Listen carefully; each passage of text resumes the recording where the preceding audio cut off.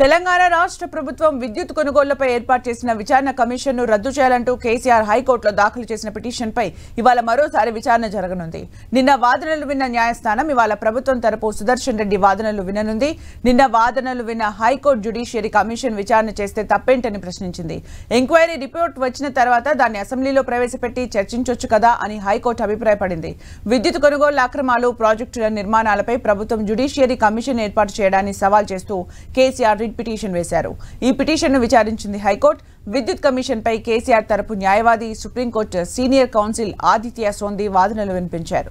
Bhadradri project సట్ critical project కింద నిర్మాణం చేశామని తప్పుబడుతున్నారని, కానీ దేశవ్యాప్తంగా చాలా ప్రాజెక్టులు సబ్ క్రిటికల్ మోడ్లో నిర్మించారని తెలిపారు.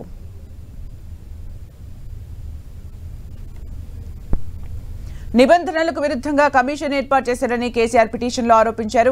కమిషన్ ఇచ్చిన నోటీసుకు రిప్లై ఇచ్చేందుకు ఈ నెల 15 వరకు గడువు ఉన్నా అప్పటి వరకు ఆగకుండా ఈ నెల 11న ప్రెస్ మీట్ పెట్టారని తెలిపారు.